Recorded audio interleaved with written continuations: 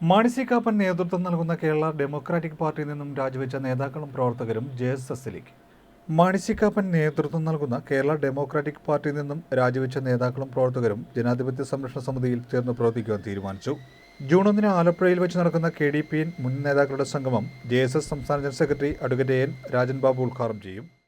Kerala democratic party കഴിഞ്ഞ നിയമസഭാ തെരഞ്ഞെടുപ്പിൽ രൂപമെടുത്തൊരു ചെറിയ പാർട്ടി സംവിധാനമാണ്.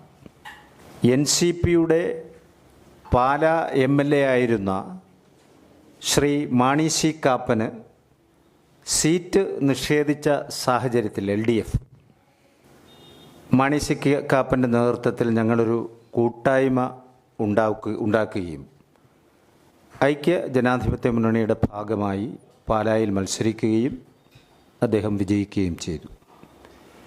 ഈ പാർട്ടി രൂപീകരിക്കുമ്പോൾ അന്നെടുത്ത തീരുമാനം ജവഹർലാൽ നെഹ്റു അടക്കമുള്ള പഴയകാല കോൺഗ്രസ് നേതാക്കൾ സ്വീകരിച്ച ജനാധിപത്യ മതേതര സോഷ്യലിസ്റ്റ് നയങ്ങൾ ഉയർത്തിപ്പിടിച്ചുകൊണ്ട് ഒരു പ്രാദേശിക പാർട്ടിയായി പ്രവർത്തിക്കണമെന്നാണ് തീരുമാനമെടുത്തത്. ദൗർഭാഗ്യവശാൽ ഇപ്പോൾ KDPയുടെ മതേതര മുഖം നഷ്ടപ്പെട്ടിരിക്കുന്നു. ജനാധിപത്യ വിരുദ്ധ നിലപാടുകൾ സ്വീകരിക്കുന്നു.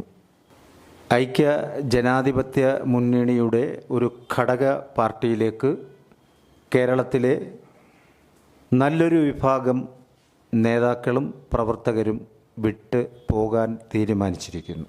അപ്പോൾ ഒരു ഘടക പാർട്ടി എന്ന നിലയിൽ എല്ലാ കാര്യങ്ങളും UDFൻ്റെ ഭാഗമായി മാണി സി കാപ്പൻ നിൽക്കുന്നത് കൊണ്ട് തുറന്ന് പറയാൻ കഴിയില്ല.